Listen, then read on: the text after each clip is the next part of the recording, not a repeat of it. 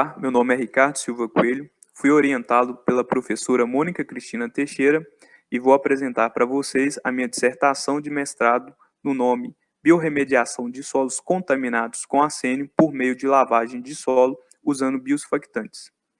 A mineração é a principal atividade econômica no estado de Minas Gerais.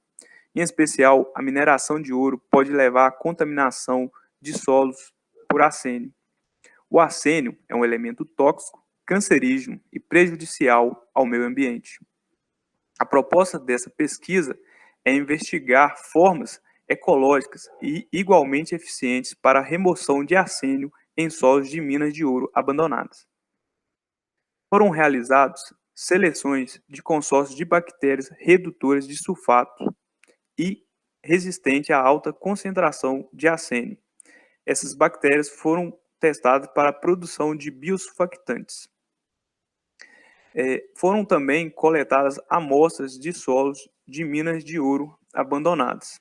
Essas amostras foram testadas através de testes de lavagem de solo e de testes de lavagem de coluna para a remoção de arsênio.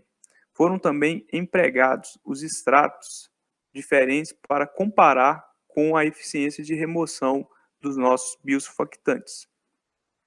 Na caracterização do solo da mina do Chico Rei, podemos perceber que há uma alta concentração de arsênio, o que indica que esse solo está contaminado.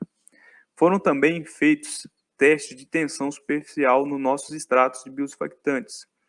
Essas tensões foram abaixo de 35 milинewtons por metro, o que indica que houve uma redução significativa da tensão comparada com a água, o que mostra que há a presença de biosurfactantes na nossa amostra. Também foram feitos testes de lavagem de solo, variando temperatura, pH e concentração salina. O pH foi a única variável que influenciou na remoção do arsênio, sendo que o pH 11 foi a condição onde houve a maior remoção de arsênio.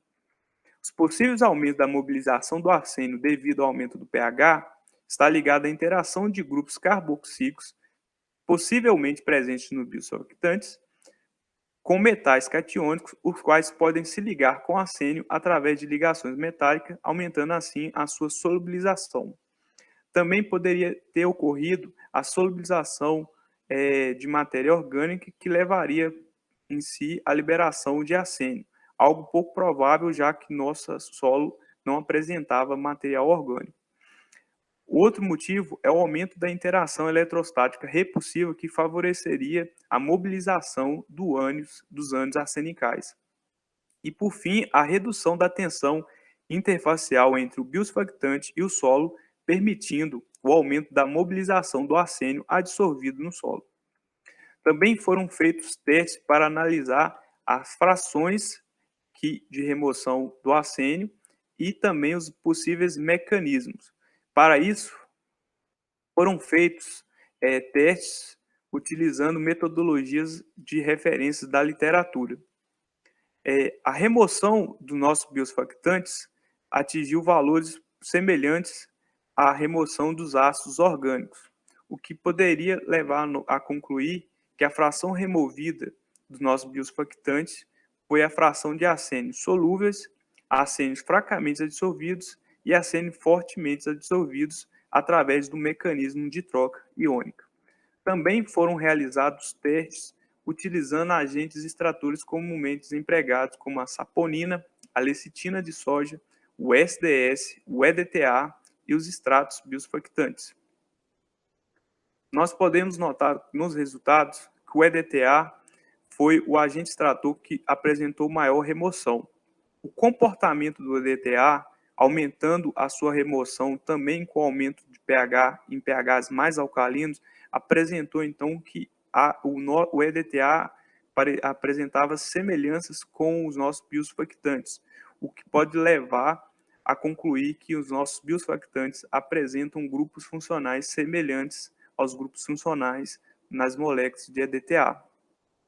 O apesar de apresentar boas remoções, é um agente que não é capaz de ser biodegradável, é dificilmente biodegradável em solos, o que poderia acarretar prejuízo ambiental, diferente dos nossos biosurfactantes.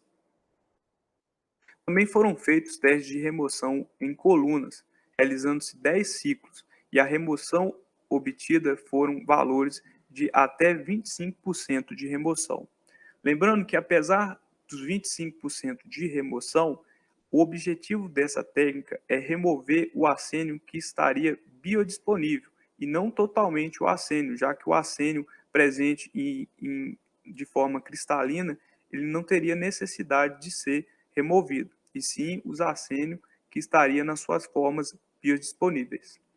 Conclusão, podemos perceber que nossos biosurfactantes foram capazes de produzir, nossas culturas foram capazes de produzir biosurfactantes esses com boa estabilidade em temperatura, pH e concentração salina, foram capazes de mobilizar o arsênio, apresentou uma especificidade na remoção do arsênio, a melhor condição foi em pH 11, removeu até 25% do arsênio nas amostras de solo e apresentaram bons indícios em testes de remoção em coluna.